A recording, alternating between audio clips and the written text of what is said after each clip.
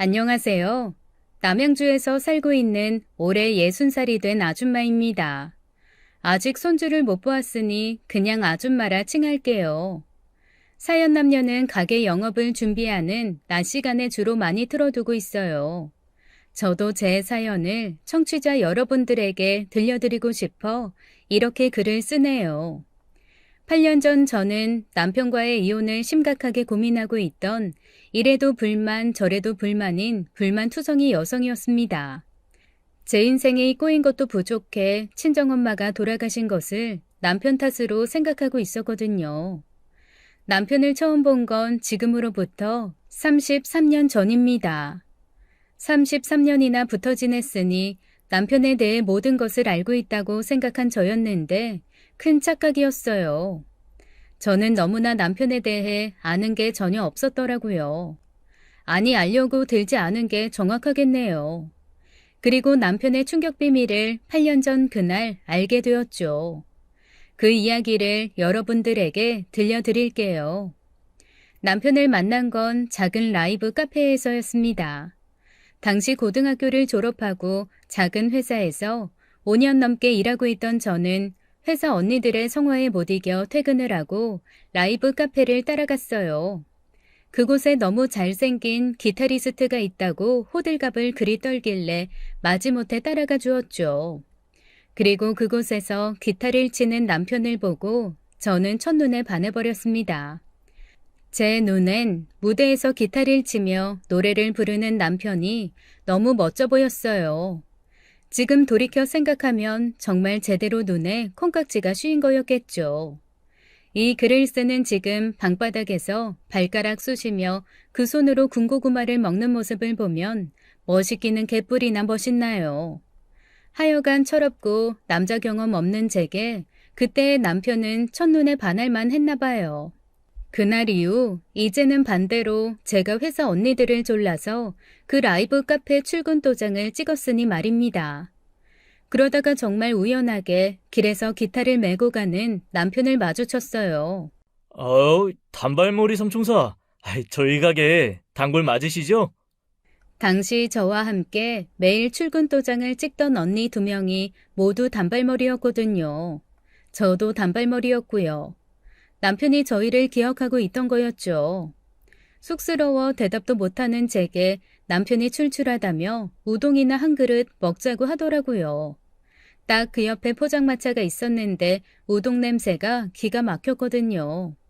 그 일로 남편과 가까워졌어요. 저는 그날 이후에도 매일 남편이 일하는 가게 출근 도장을 찍었고 남편은 저를 지목하는 듯한 노래를 불러주었었죠. 제 인생 가장 로맨틱했던 나날이었습니다. 남편은 저보다 5살 많았어요. 누가 먼저랄 것도 없이 저희는 사랑에 빠졌습니다. 저나 남편이나 당시 돈이 없던 가난한 연인이었지만 그런 건 아무 상관없었죠. 뚝방에 앉아 남편이 기타를 치며 불러주는 노래를 듣고 있노라면 세상 부러울 것 없이 행복했으니까요. 그렇게 저희는 2년 연애를 하며 평생을 함께하자는 약속을 하고 결혼을 했습니다.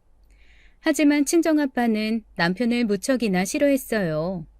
남자가 지금 돈이 없더라도 야망이 있어야 하는 건데 남편에게는 그런 것이 조금도 보이지 않는다는 이유였죠. 결혼하면 돈 때문에 절 고생시킬 게 뻔하다면서요. 그런데 제가 고집했어요. 당시 제 나이 29살이었어요. 지금이야 시집가기 늦은 나이가 아니었지만 당시만 해도 29살은 더 이상 결혼을 늦출 수 없는 노처녀였죠. 이 남자 아니면 그냥 노처녀로 살면서 아빠 엄마 집에서 백수로 살겠다고 했습니다. 한동안 그렇게 난장을 피우니 엄마가 아빠를 설득하시더라고요. 사위 될 사람을 몇 번 본 적이 있는데 돈은 몰라도 제 눈에 눈물 나게 할 사람은 아닌 것처럼 보였다나요? 그래서 결혼 허락을 받을 수 있었습니다. 결혼 허락만 받으면 모든 것이 행복하게 돌아갈 줄 알았죠. 하지만 저만의 착각이었어요. 사랑과 현실 사이에는 냉혹하리만큼 넘을 수 없는 벽이 존재하더라고요. 그 벽을 가장 먼저 실감한 건 신혼집이었습니다. 결혼 당시 남편은 정말 돈이 없어도 너무 없었어요. 시댁도 저희가 도움을 드렸으면 드렸지 도움을 받을 만한 상황도 아니었고요. 돈이 너무 없던 남편이 아는 형님들에게 돈을 빌려 마련한 신혼집은 제가 그동안 살던 친정집에 비하면 딱 화장실만 했습니다. 둘이 누워 발을 뻗으면 출입문에 딱 발이 닿더군요. 신혼집에 한번 찾아온 친정아버지는 저희 사는 모습에 실망하셨는지 그 뒤로는 찾아오시지도 않았어요. 결혼하며 알게 된 사실이지만 당시 라이브 카페에서 남편이 받는 돈은 터무니없을 정도로 적은 돈이었습니다. 그 라이브 카페에 남편을 보러 가는 손님이 굉장히 많았는데 남편이 돈 욕심이 없는 걸 단박에 알아본 카페 사장이 정말 착취라고 생각할 정도로 적은 돈을 주며 부려먹었던 거죠. 그런데도 남편은 사람 좋게 웃으며 자기는 자신의 노래를 좋아해주는 사람만 있으면 돈은 아무런 상관없다라고 말하더군요. 역시 아빠 멋있네. 진정한 뮤지션이었던 거야. 외국에 그런 분들 많잖아. 길거리 음악가들. 예술가는 배가 고픈 법이지. 역시 멋있어. 저는 지금도 아버님 보면 너무 멋있어요. 어쩜 백발이 저렇게 잘 어울리시는지. 뮤지션은 얼어 죽을. 자기만 배고프면 되지. 나까지 배고프게 하니까 문제지. 그리고 저게 멋있는 거니? 없어 보이는 거지. 그렇게 염색을 하라고 잔소리를 해도 듣지를 않어. 니들이 하도 백발 멋지다고 하니까 니들 아빠가 그거 듣고 더 저러고 다니잖아. 결혼하자마자 연년생으로 아들 둘을 낳았습니다. 아들들은 언제나 남편 편이었죠. 그도 그럴 것이 저는 언제나 일 때문에 집을 비웠지만 밤에 주로 일을 하는 남편은 아들들과 함께하는 시간이 많았어요. 가족과의 시간을 중요시하던 남편과 다르게 아이까지 낳은 저는 먹고 살며 아이를 잘 키워야 한다는 현실적인 문제에 집중했습니다.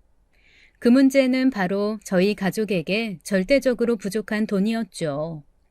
단칸방에서 당시 젖먹이였던 큰아들을 키우고 있을 때였어요. 큰아이를 낳고 바로 또 임신한 저는 회사를 그만두고 집에서 부업을 하며 적은 돈이 남아 벌고 있었죠. 그 당시 저희가 세를 얻어 살고 있던 단칸방은 연탄으로 난방을 하는 집이었습니다. 겨울만 되면 다들 광에 연탄을 한가득 사두었어요. 하지만 저희는 남들처럼 연탄을 가득 사둘 형편이 못 되었습니다.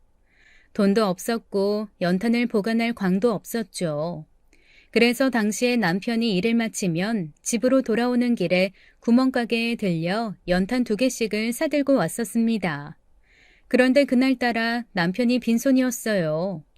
연탄은요? 미안해. 김 사장이 형편이 어렵다고 월급을 다음 달에 합쳐서 주겠다네. 당시 남편이 일하고 있던 캬바레 사장이 형편이 어렵다며 월급을 미룬 것이었어요. 마침 그날이 남편 월급날이었기에 저희 수중의 돈도 딱 떨어진 시점이었고요. 연탄 없으면 불 꺼져요. 이 추위에 저는 그렇다 치고 얘는 어쩌려고요. 연탄불이 죽을랑 말랑하고 있기에 남편이 연탄을 싸가지고 오길 애타게 기다리던 참이었어요. 결국 초저녁부터 연탄은 꺼져버렸고 옆집 아주머니에게 사정을 설명해서 간신히 연탄 4장을 빌려왔죠. 하지만 남편의 월급이 한 달이나 밀리는 상황이었어요. 그 4장으로 한 달을 버틸 수는 없었고 매일 저녁이 되면 이곳저곳에 아쉬운 소리를 하며 연탄을 빌리러 다녔습니다.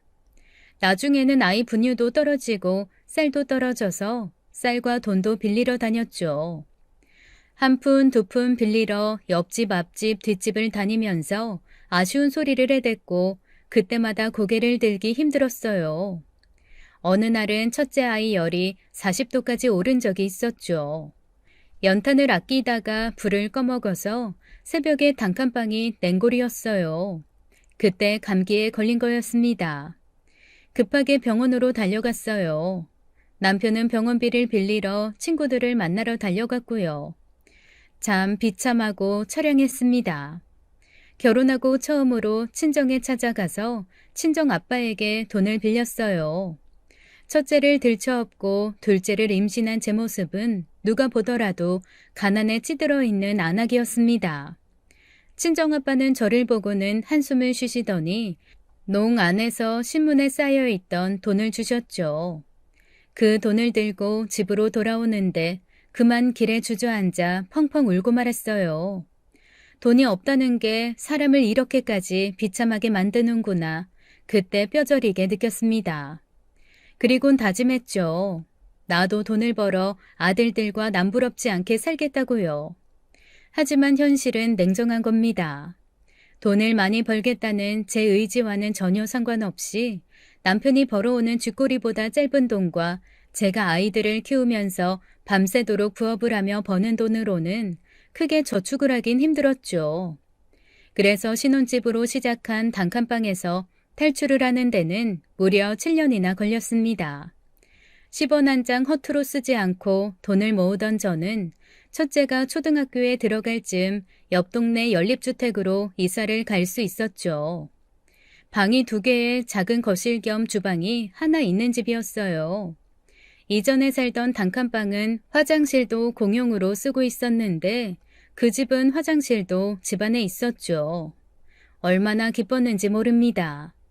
이제 구질구질한 단칸방에서 벗어났다 생각했어요. 그런데 세월이 지나 아들들 말을 들어보니 단칸방에서의 기억이 저와는 또 달랐습니다. 그때 기억난다. 나 그 집이 나쁘지 않았어. 뭐 밤에 화장실 가는 게 좀 무섭긴 했지만. 그런데 그 집 뒤에 뒷산이 있었거든? 거기서 아빠가 사슴벌레 잡아주고 막 아지트 만들어서 막 아빠랑 숨어서 놀고 엄청 재미있었는데. 나 밤 주우러 다닌 거 기억나. 맞아. 그때 넌 무슨 다람쥐 마냥 밤이랑 도토리를 그렇게 찾아다니더라. 그거 너 기억나냐? 아빠가 하늘소 잡아줬는데 네가 자기 달라고 떼쓰다가 하늘소한테 콧구멍 물린 거. 제게는 끔찍했던 단칸방집의 기억들이 아이들에게는 즐거웠던 유년 시절의 기억으로 남아있었어요. 당시 저희 신혼집 바로 뒤에 작은 산이 있었는데 남편이 틈만 나면 아이들을 데리고 산에 가서 놀았거든요. 남편은 그런 사람이었죠. 쉬는 날이면 다른 남자들처럼 친구를 만나기보다는 얘들을 데리고 뒷산이라도 가서 놀다가 밤이 되어서야 돌아오는 남자였어요. 한 번은 눈이 펑펑 오는 겨울이었죠. 당시 초등학교 5학년, 3학년이었던 아이들 겨울방학이었어요. 남편이 삽과 양동이를 챙기고는 아이들을 데리고 뒷산을 가더라고요.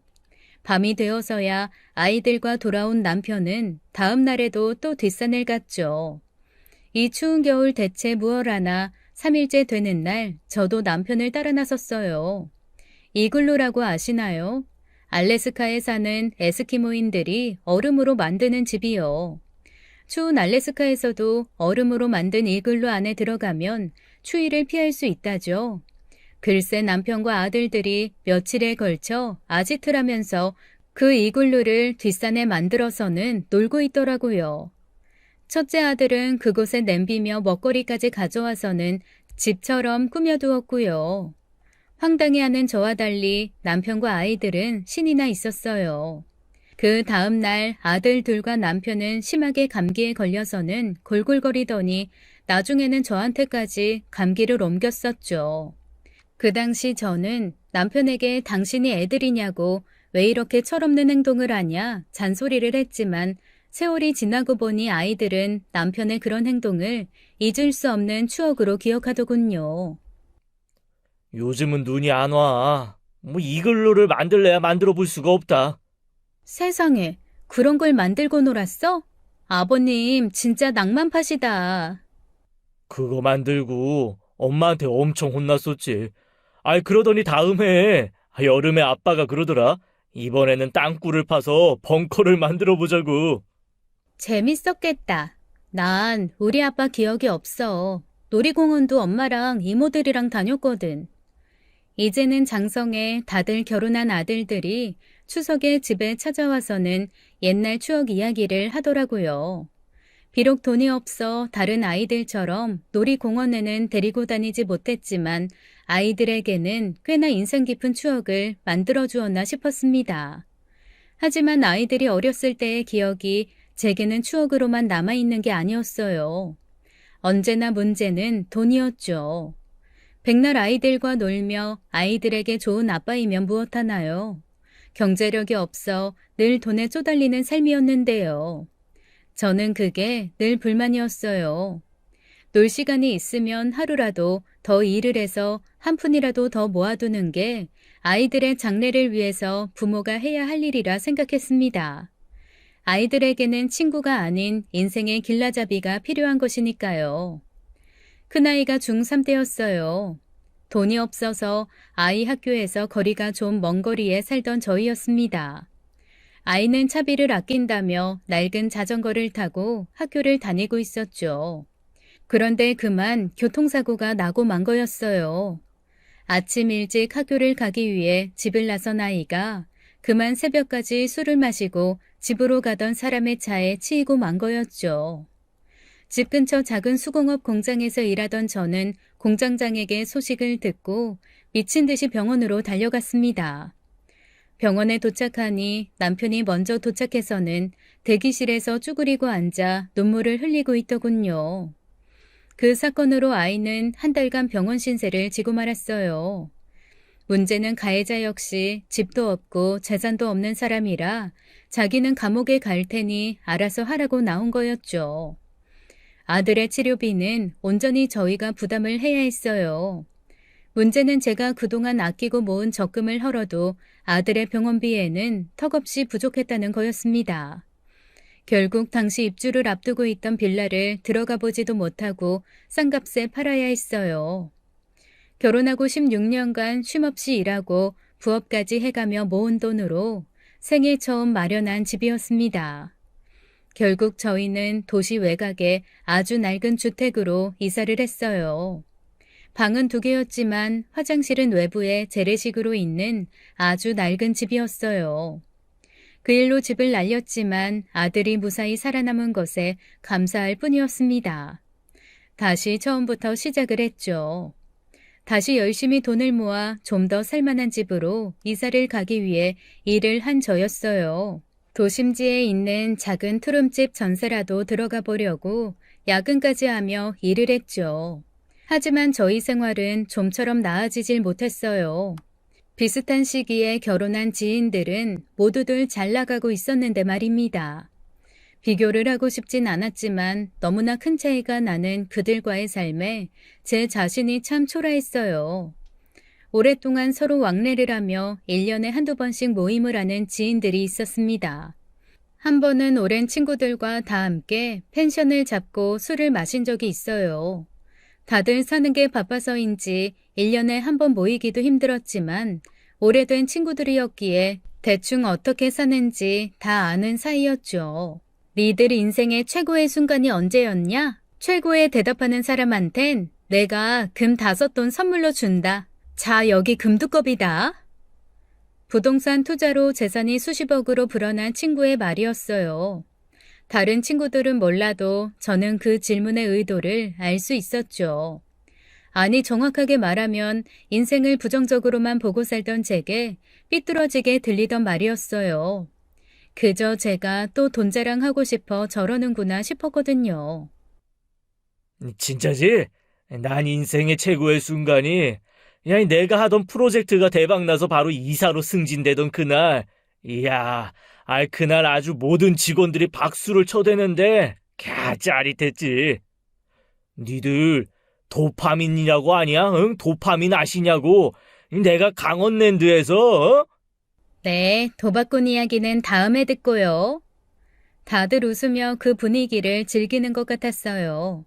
하지만 저는 마냥 웃을 수 없었습니다. 그 당시 다들 사회에서 한 자리씩 잡고 잘들 살고 있었지만 저희 부부는 여전히 돈에 쪼달리는 삶이었거든요. 펜션에 온다고 친구들은 다들 좋은 차를 끌고 왔더군요.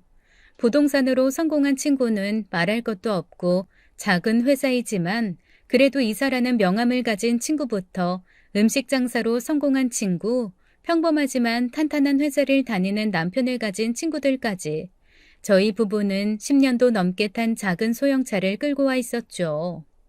제 마음을 아는지 모르는지 남편이 입을 열더군요.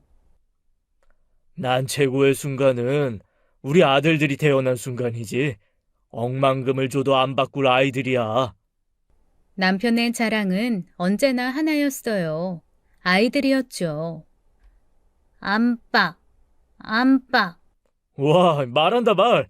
그래, 아빠야, 아빠. 아이고, 우리 아들. 옹알이를 하던 큰아들이 드디어 처음으로 말을 했는데 그 첫 마디가 엄마가 아닌 아빠였어요. 그걸로 얼마나 남편이 좋아하던지요. 그런데 웃긴 건 둘째 아들 첫 마디도 아빠였다는 겁니다. 아빵! 아직도 친구들을 만나서 술을 마시면 그 이야기를 하는 남편이었어요.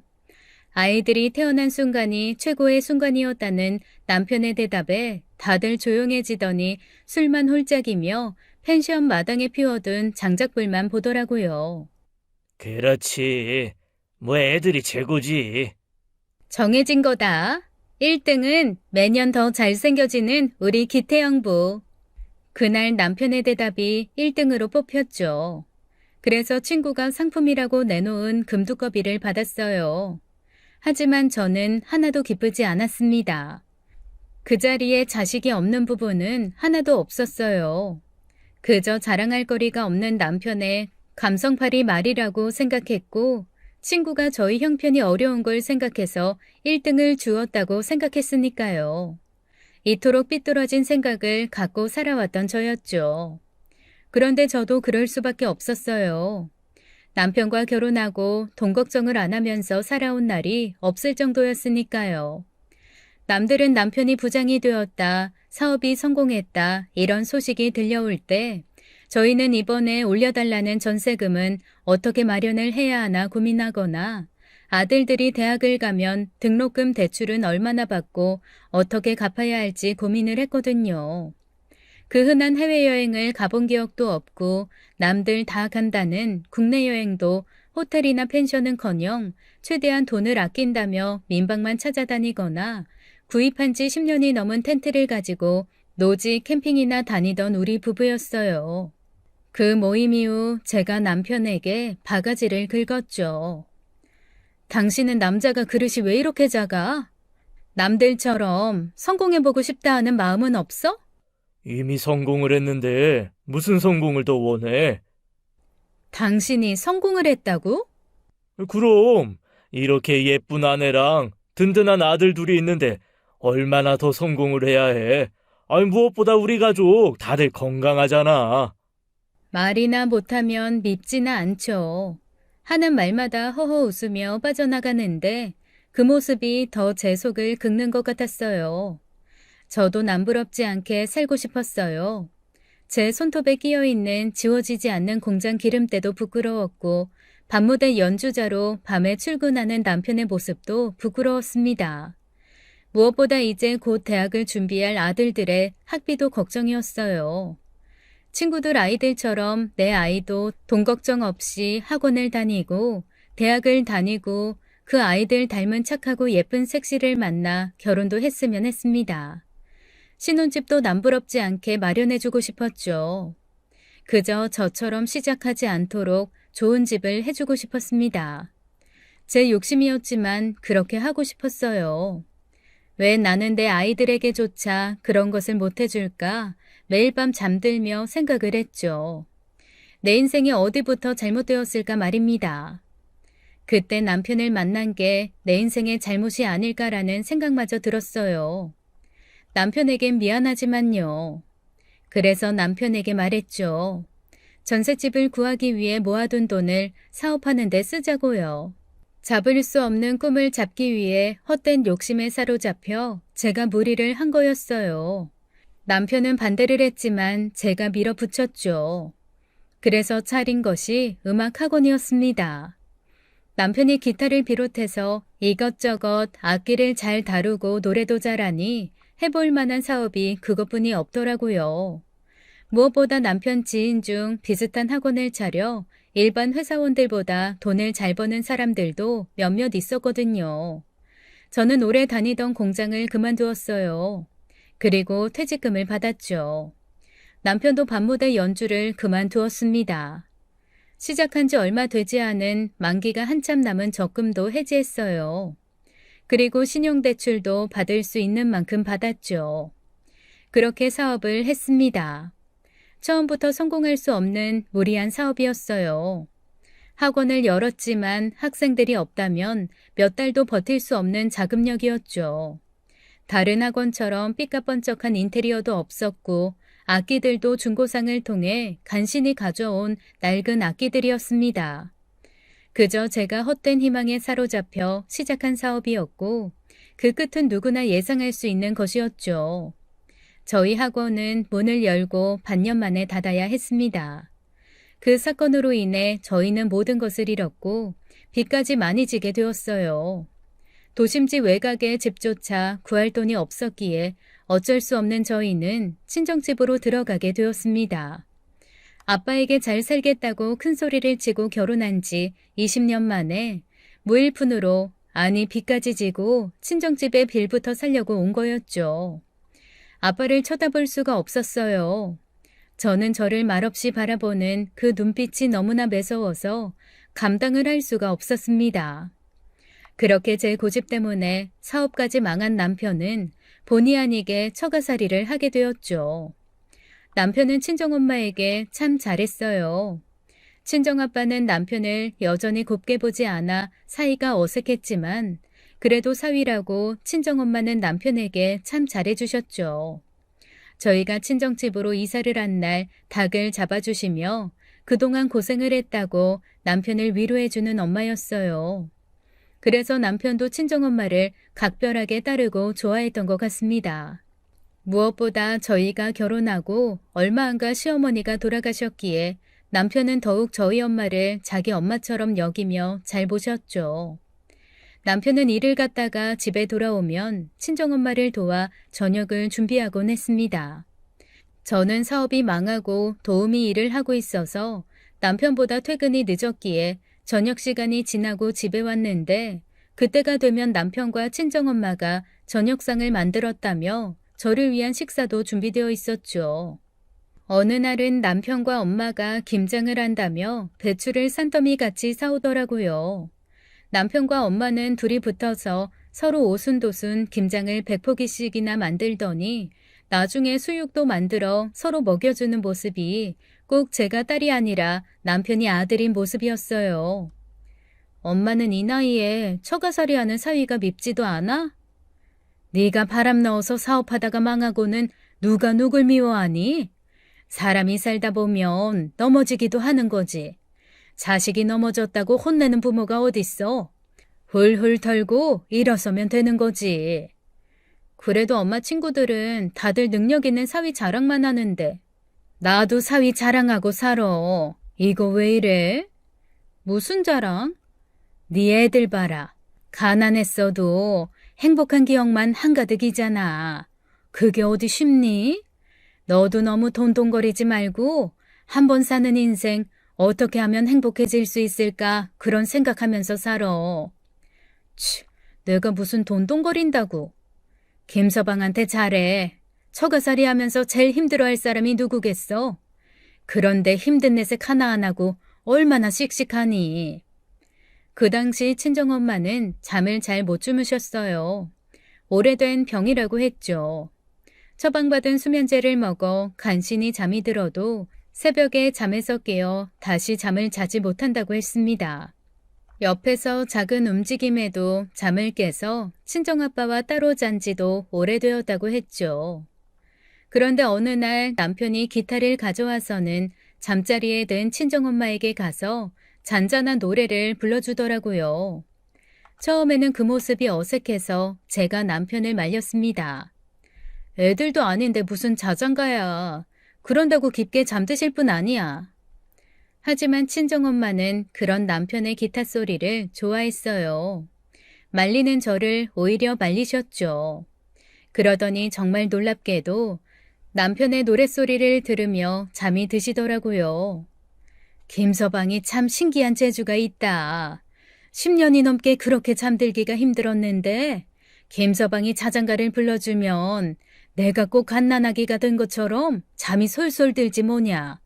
아주 10년 만에 아침까지 한 번도 안 깨고 푹 자고 일어났어. 그날 이후로 남편은 하루도 빠짐없이 친정 엄마에게 자장가를 불러주고는 돈을 벌기 위해 다시 밤무대 일을 하러 늦은 밤 출근을 했죠. 그렇게 친정에서 사는 게 익숙해질 즈음 한 가지 문제가 생겼어요. 바로 첫째 아이 대학 문제였어요. 사는 것에 치여 살다 보니 변변찮게 뒷바라지도 못했는데 아들이 서울의 유명한 대학에 떡하니 합격을 했어요. 하지만 문제는 비싼 등록금이었죠. 아들은 등록금 때문에 좋은 학교를 포기하고 지방의 국립대에 등록을 하려고 하더군요. 저는 절대로 그러기 싫었어요. 남편과 그걸로 고민을 했는데 그걸 알고 친정아빠가 등록금을 대주셨죠. 미안해요, 아빠. 이런 모습으로 사는 거 보여드려서. 정말 열심히 살았는데 사는 게 쉽지 않아요. 네 아들이기도 하지만 내 손주이기도 하다. 할아버지가 내 손주 등록금 대주는 게 무슨 대수라고. 그런 거 미안해하지 말고 니들은 어서 돈 모아서 집 사서 다시 나가 살 생각이나 해라. 고개를 들 수가 없었어요. 다 늙은 부모님에게 용돈 한 푼 못 드리면서 오히려 노후 자금까지 빼가는 모습이었으니까요. 그래서 더 열심히 돈을 모아야겠다고 생각했죠.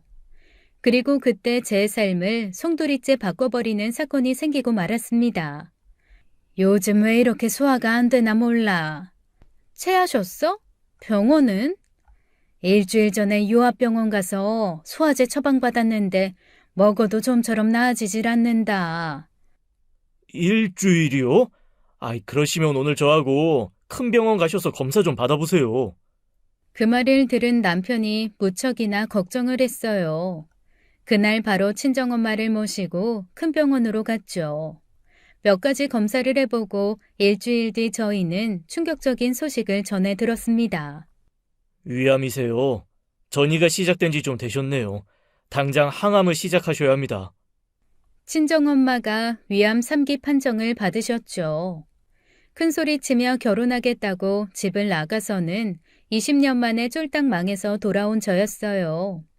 그런데 이제는 엄마의 암 소식을 듣고 나니 하늘이 무너지는 것 같았죠. 모든 게 저 때문 같았어요. 남편도 침통해하며 연신 화장실을 갔다 오는데 눈이 시뻘개져서 나왔죠. 화장실에서 혼자 한바탕 울다 오는 것 같았습니다. 그날 이후 남편이 친정엄마 병수발을 했어요. 당시 남편이 돈을 벌기 위해 투잡을 하고 있었거든요. 낮에는 음악학원에서 강사로 일을 했고 밤에는 밤무대 연주를 했습니다. 그런데 그때 남편이 낮에 출근하던 음악학원이 문을 닫았어요. 그래서 새로운 일자리를 구하고 있는데 친정엄마가 암 판정을 받으신 거였죠. 낮 시간에 남편이 친정엄마 병수발을 하고 병원을 모시고 다니며 항암 치료를 했습니다. 밤에는 남편이 다시 밤무대 출근을 했고 퇴근한 제가 교대를 해서 엄마를 보살폈어요. 그렇게 1차, 2차 항암 치료를 했지만 아무런 차도가 없었습니다. 아니, 엄마를 좀먹고 있는 암이 오히려 빠른 속도로 번지고 커지기 시작했죠. 의사도 생각보다 너무 빠르게 안 좋아진다는 말을 하고는 입원 치료를 권했습니다. 결국 친정엄마는 입원을 해서 치료를 받으셨어요. 남편이 그날부터 병원에 살다시피 하며 친정엄마 병간호를 했습니다. 그런 모습에 친정아빠도 남편을 달리 보시는 것 같았죠. 내 딸 데려다가 이 고생만 시키는 놈. 한 번도 사위로 생각한 적 없었다. 이 돈도 못 벌고 쓸모없는 기타만 치는 놈인 줄 알았는데 내가 잘못 생각했나 보다. 네 엄마 생각이 맞았단 게지. 가족들의 바램에도 친정엄마의 병은 깊어만 갔고 그에 따른 통증은 나날이 심해졌어요. 나중에는 식사도 하지 못하시는 지경에 이르렀죠. 내가 아무래도 이 병원을 나가지 못할 것 같다. 그런 소리 하지 마, 엄마. 요즘 의학이 얼마나 좋은데 이겨내겠다는 마음이 중요한 거야, 엄마. 인생 사는 게 어디 내 마음처럼 되겠니? 미선아, 김서방한테 잘해줘. 사람 다 자기 생긴 대로 살다가 가는 거야. 동그란 사람한테 왜 넌 남들처럼 네모로 못 사냐고 구박하면 그 사람 동그라미로도 못 산다. 그러니 네가 네 남편 잘 챙겨야 돼. 동그라미로 살 수 있게. 하지만 친정엄마는 남편의 지극정성에도 불구하고 결국 암을 이겨내지 못했어요. 병원에서는 입원 한 달 만에 더 이상 해줄 게 없다며 호스피스 병원을 조심스럽게 추천해 주었습니다. 친정엄마는 집으로 가고 싶다고 했지만 그럴 수가 없었어요. 온몸에 전이 된 말기암으로 인해 많은 고통을 호소하셨으니까요. 결국 호스피스 병원에 알아보고 입원을 시켜드렸죠.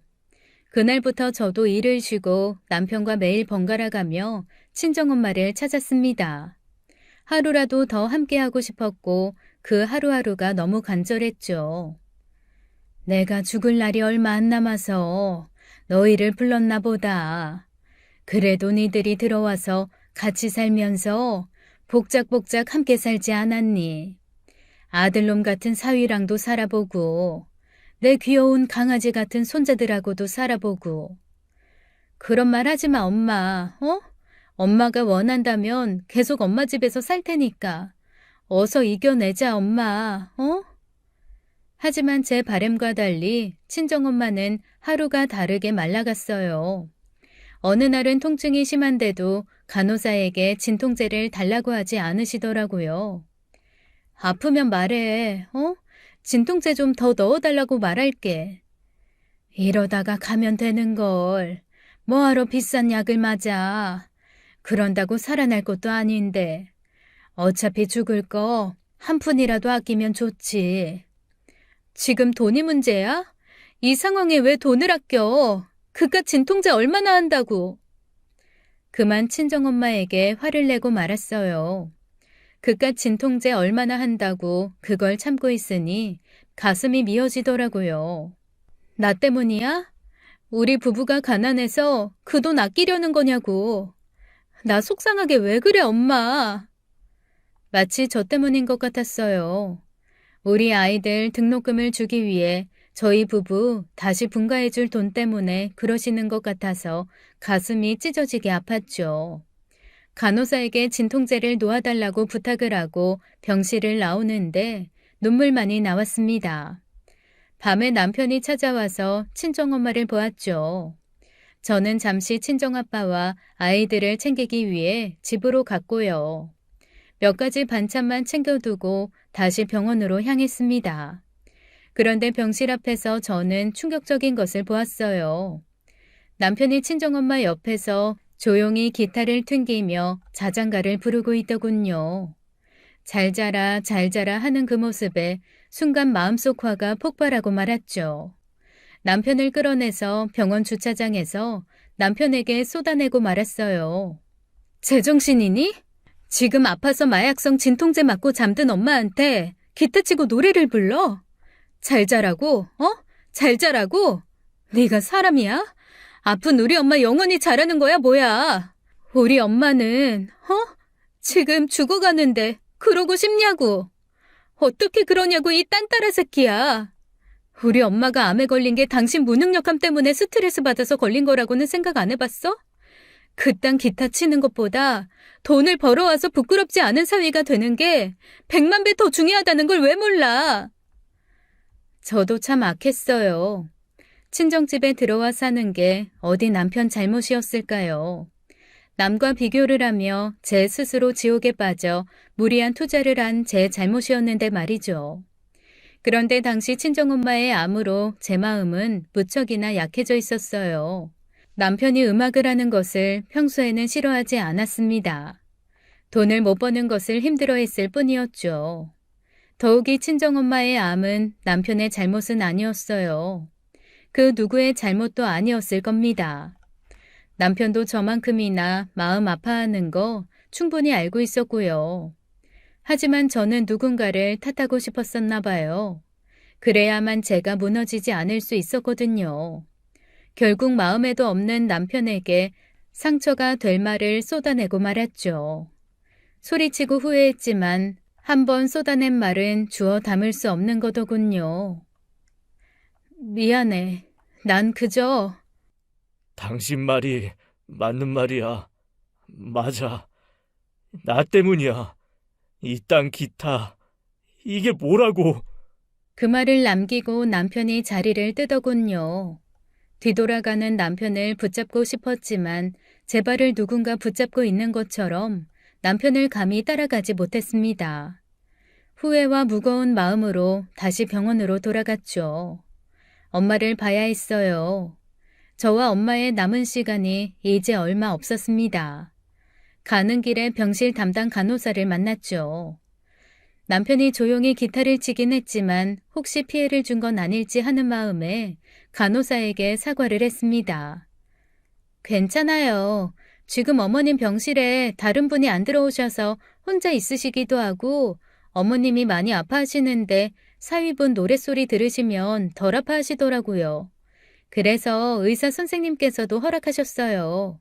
마음 쓰지 마세요. 그 말에 알겠다고 대답하고는 급히 화장실로 달려갔어요. 개인칸에 들어가 문을 잠그고 숨죽여 눈물을 흘렸습니다. 저라는 사람이 참 못났다 생각했죠. 눈물을 그치고 아무렇지 않은 표정으로 엄마를 만나러 갔어요. 엄마는 잠들어 있었어요. 호스피스 병원에 오신 이후에는 대부분의 시간을 잠들어 있었습니다. 한참을 엄마 머리맡에 앉아 있었어요. 그러다 깜빡 잠이 들었나 봐요. 누군가 제 머리를 만지는 듯한 느낌에 잠을 깼습니다. 일어나 보니 친정엄마가 저를 바라보고 있으셨어요. 김서방은?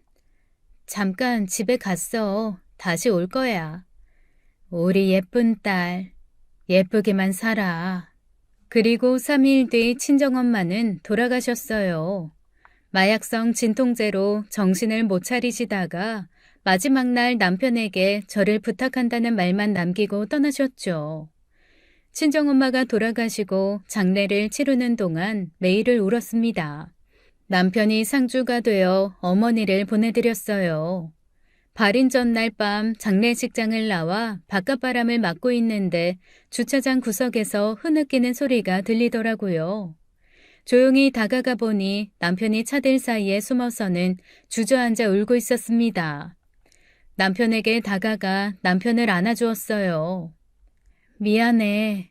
그날 진심으로 한 말 아니었어. 나 때문이야. 내가 어머님 돌아가시게 한 거야. 하나뿐인 딸이 이렇게 사는 모습을 보시고 얼마나 속이 상하셨겠어. 그러니까 저런 나쁜 병에 걸리신 거지. 나는 그것도 모르고. 그렇게 말하며 오열하는 남편을 붙잡고 저도 오열할 수밖에 없었어요. 장례가 끝나고 친정집으로 돌아왔어요. 집은 썰렁하기 그지없었죠. 아빠는 방 안에서 나오지 않으셨고 식사도 잘하지 않으셨어요. 아빠마저 병이 생길까 걱정하며 살펴드렸죠. 아들들도 제 눈치를 보며 슬퍼했어요. 남편은 친정엄마가 장례 이후 하루 종일 말없이 앉아있는 날이 많았습니다. 조용히 자기가 아끼는 기타를 책상 위에 올려두고 바라보기만 했죠. 그러더니 어느 날 아침 일찍 기타를 챙기더라고요. 어디가? 할 일이 있어서. 그리고 조용히 자신의 기타들을 챙기기 시작하더니 집을 나갔습니다. 남편의 뒷모습이 그날따라 평범해 보이지 않았어요. 이대로 나가면 왠지 다시 못 볼 것 같은 기분이 들었죠. 그래서 남편이 걱정되어 따라 나가 보았어요. 그리고 저는 충격적인 광경을 보았습니다. 남편은 자신이 그토록 애지중지하던 기타를 모두 분리수거함에 버리고 있었어요. 무슨 짓이야? 기타를 왜 버려? 당신이 그렇게나 아끼는 거잖아. 이딴 게 다 무슨 소용이야. 이제 이딴 거 다시는 안 칠 거야. 기타리스트 김기태? 뮤지션 김기태? 그딴 거 다 개소리라고. 그날 이후 남편은 연주 관련 모든 일을 그만두었어요. 기타를 버린 남편은 집에 있는 음악 관련 자신의 물건을 모두 정리를 했죠. 말려도 보았지만 남편의 의지는 확고했어요. 처음부터 잘못된 삶을 살았다면서요. 그리고는 택배 일을 하기 시작하더군요. 해가 뜨기 전 새벽에 일을 시작을 해서 늦은 밤까지 하는 일이었어요. 돈을 많이 벌어 남부럽지 않게 살겠다고 하더라고요. 이전에 야망이 없이 가족의 행복을 1순위로 하며 음악을 했을 때 저는 남편에게 늘 불만을 가졌습니다. 남자가 왜 그렇게 그릇이 작냐고 하면서요. 하지만 남편이 갑자기 자신의 평생의 꿈을 분리수거함에 버리고는 남들처럼 돈을 벌겠다고 달려드니 제 마음속에 겁이 나더라고요. 제가 무언가 남편의 가장 중요한 것을 망쳐버린 기분이었어요. 그래서 마음이 아팠죠. 며칠 뒤 친척 동생이 저를 찾아왔습니다. 이모의 딸이었는데 이모는 친정엄마와 같은 동네에 살며 평소 왕래도 잦았습니다. 친척 동생은 친정엄마 장례식장에서 보고 그날 처음 보았어요. 친정엄마가 살아생전 자신에게 부탁을 한 것인데 어떻게 처리해야 할지 모르겠다면서 제게 무언가를 내밀더군요. 받아보니 소극장 티켓이었어요. 연주가들의 밤이라는 무대 티켓이었습니다. 날짜가 얼마 남지 않은 티켓이었죠. 친정엄마가 이런 것에 관심이 있었나 싶었어요. 평소 그 나이대 분들이 좋아하는 트로트 같은 음악도 안 듣던 엄마였거든요. 저는 그 소극장을 찾아가 보았어요. 집에서 멀지 않은 곳이었죠. 버스를 타고 가며 티켓을 만지작거렸습니다. 돌아가신 엄마 생각도 하다가 꿈을 잃고 방황하는 것 같은 남편 생각도 했죠. 멍하니 생각에 잠겨 있다 보니 소극장에 금방 도착하더군요. 그곳에는 여러 연주가들을 모시고 관객들에게 연주가들이 각자 연주를 한두 번씩 해주는 무대였어요. 엄마가 친척 동생에게 부탁해 구한 티켓 자리에 제가 대신 앉아 연주를 보았죠. 엄마가 왜 이런 곳에 오려고 했을까 궁금했습니다. 각자 자신의 분야에서 솜씨를 갈고 닦았지만 성공하지 못한 연주자들의 무대였어요. 2시간이 넘는 무대를 모두 감상하고 돌아서 나왔죠. 그러다 무대 한켠에 있는 연주회 소개 책자를 보았습니다. 그것을 아무 생각 없이 집어든 저는 출연진의 사진을 보다가 한 사람을 보고 눈물을 흘렸어요. 남편이었어요. 기타리스트 김기태. 친정엄마는 어떻게 알았는지 남편의 공연을 보려고 했던 거였어요. 하지만 그날 공연에서 남편을 볼 수는 없었습니다. 자신 스스로 연주의 꿈을 꺾은 남편이었거든요. 저는 알고 있었어요. 남편이 하기 싫어하던 사업을 제가 하자고 등을 떠민 것처럼 남편의 꿈도 제가 떠밀어 접게 만든 거였죠. 저는 바로 관계자에게 찾아가 김기태 씨가 출연 안 하냐고 물었습니다. 혹시라도 저 몰래 남편이 이곳에 나와서 연주를 하길 바라는 마음이었죠. 원래는 매주 한 번씩 나오셔서 연주도 하시고 노래도 불러주셨어요. 반응이 가장 좋은 분 중 한 분이었는데 갑자기 그만하신다고 하셔서요. 저희도 너무 아쉽네요. 그 말에 마음이 찢어지게 아팠습니다. 아마도 친정엄마가 돌아가시고 기타를 버리며 연주 인생을 포기한 거였겠죠. 저 때문이었어요. 저는 혹시 제 남편 김기태의 이전 무대를 볼 수 있는 방법이 있냐고 물었어요. 관계자는 제게 잠시만 기다려달라고 하더니 무전으로 다른 분과 대화를 하더군요. 그리고 얼마 뒤에 제게 CD 한 장을 건넸습니다. 얼마 전 저희 소극장 20주년이었어요. 그때 기념으로 연주회를 촬영하고 CD로 만들어서 소량 판매를 한 건데 많이들 구입을 안 하시더라고요. 재고가 많이 남아있는데 그냥 드릴게요. 저는 그 CD를 받고 집으로 왔어요. 남편은 택배 일을 나갔고 아이들은 다들 학교를 갔죠. 친정아빠는 집에 있으면 엄마 생각이 난다며 산을 가신다고 했어요. 집에는 아무도 없었습니다. 저는 조용히 CD를 텔레비전에 연결해 보았어요. 많은 무명의 연주자들이 나와서는 자기소개를 하고 성공하지는 못했지만 그 누구에게도 뒤떨어지지 않는 자신들의 연주 실력을 뽐냈습니다. 관객들의 호응을 유도하며 재미있는 농담을 던지는 연주자분들도 있었어요. 젊은 사람도 있었고 저보다 나이 많은 색소폰을 부는 할아버지도 있었죠. 저도 모르게 입가에 웃음을 띄우며 그 영상을 보았어요. 친정엄마가 돌아가시고 처음으로 웃는 저였습니다. 그리고 마지막쯤 제 남편도 영상에 나왔습니다. 영상에 나온 남편은 부대에 찾아온 사람들에게 인사를 하더니 마이크를 잡고 어떤 말을 하더라고요. 오늘은 많은 분들이 오셨네요. 평소에는 연주자분들보다 관객이 적은데요. 아니, 농담입니다. 찾아주셔서 진심으로 감사합니다. 연주에 앞서 지금 저희 장모님께서 많이 아프세요. 보잘것없는 사위를 아들처럼 많이 아껴주시는 제게는 어머니 같은 분이신데 남편이 그 말을 하더니 한참을 말을 못하더라고요. 눈물을 참고 있는 것 같았어요. 이 자리에 찾아주신 많은 분들께서 잠시만, 아주 잠시만 저희 장모님께서 병을 이겨내도록 기도해 주시면 감사하겠습니다. 남편의 그 말에 저도 모르게 제 눈에서 눈물이 흘렀습니다. 그리고 이어 남편이 피아노를 치기 시작했어요. 평소 기타만 치던 남편이었는데 피아노도 그렇게 잘 치는 줄은 정말 몰랐습니다. 피아노를 치며 노래를 부르기 시작했죠. 노래 가사가 남편의 심정을 이야기하는 것 같아 마음이 아팠어요. 불도 꺼져 어두워진 집안에서 저 혼자 훌쩍이며 울고 또 울었죠. 그날 밤 퇴근한 남편에게 늦은 저녁상을 차려주었습니다. 씻고 잠자리에 누운 남편 옆에 같이 눕고 슬그머니 물어보았어요. 한 번도 물어보지 못한 말이었죠. 당신은 그동안 왜 노래를 좋아했어?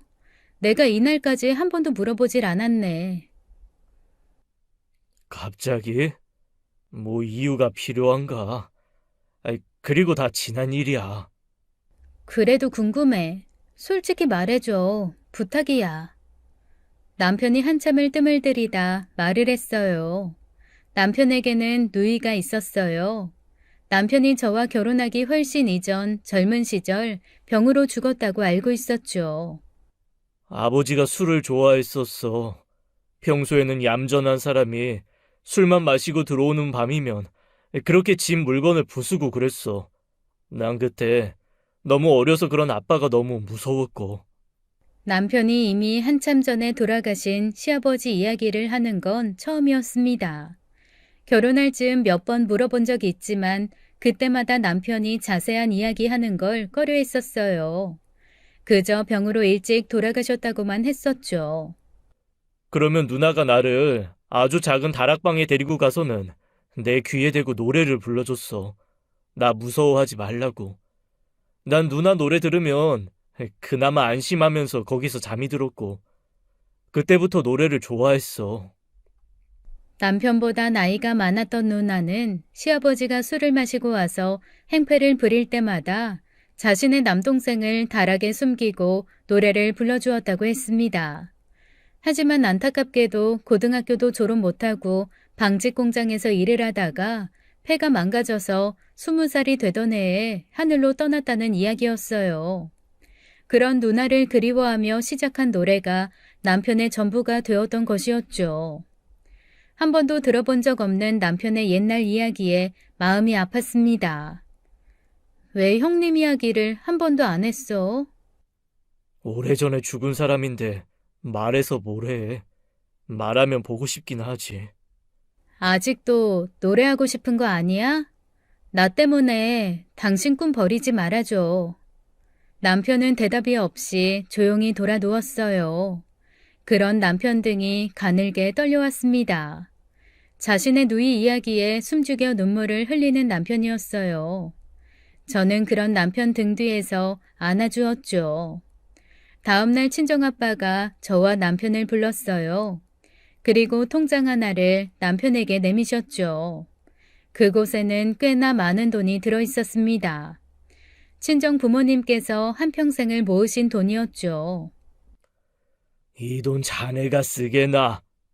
네? 이게 무슨 돈이죠? 엄마 아빠가 모으신 돈이야. 아닙니다. 지금 택배 일하면서 많진 않지만 그래도 돈 벌고 있습니다. 최대한 빨리 집도 구해보려고요. 제가 어찌 감히 그 돈을. 자네 장모 유언이야. 자네는 장모를 그렇게 엄마처럼 따르더만 딱 하나 남긴 그 유언을 저버릴 생각인가? 이미 이야기 다 끝난 거네. 며칠 전 친정아빠가 저를 불렀어요. 엄마가 유언으로 그 돈을 저희 부부에게 남기고 싶다고 했다네요. 남편의 꿈을 지켜주며 살게 하자고요.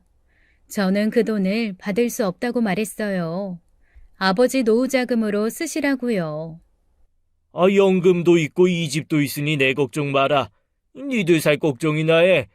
이 돈으로 작은 라이브 카페라도 하나 열어서 네 서방이 좋아하는 노래나 실컷 하면서 먹고 살아. 아빠, 친정엄마가 자신의 암 사실을 알고는 아빠에게 가장 먼저 전한 이야기라고 했습니다. 엄마는 자신의 사위가 실패한 인생이라고 생각하지 않는다고 했어요. 오히려 저 나이를 먹어도 자신만의 꿈을 가지고 사는 인생이니 남들보다 더 성공한 인생이라고 했죠. 다들 50즈음이 넘어가면 내 꿈이 무엇인지 가물가물해지고 마침내 살아가는데 지쳐 다 망각하게 된다면서요. 돈은 있다가도 없고 없다가도 있는 것이지만 꿈은 그렇지 않다고 했죠. 그리고 자신의 사위를 믿는다면서요. 그 말에 남편은 바닥에 머리를 대고 한참을 울었습니다. 친정아빠가 그런 남편 등을 쓸어주었죠. 그동안 사위로 생각 안 하고 외면해서 미안했다고요. 저는 남편에게 남편의 기타를 다시 꺼내주었어요.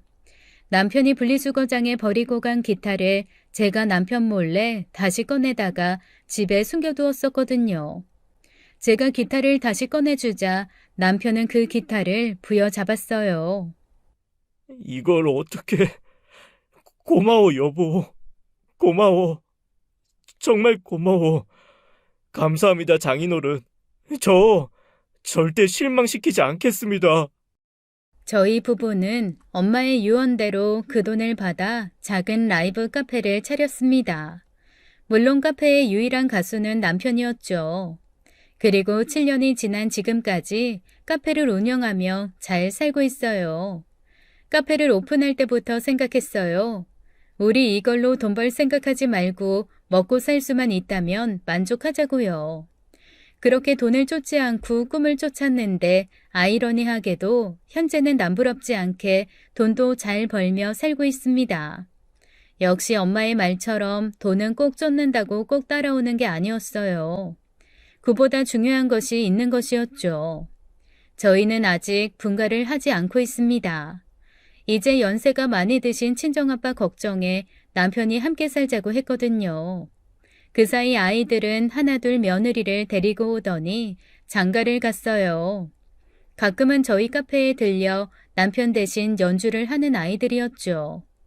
피는 못 속인다더니 아이들도 남편 못지않은 실력을 뽐내네요.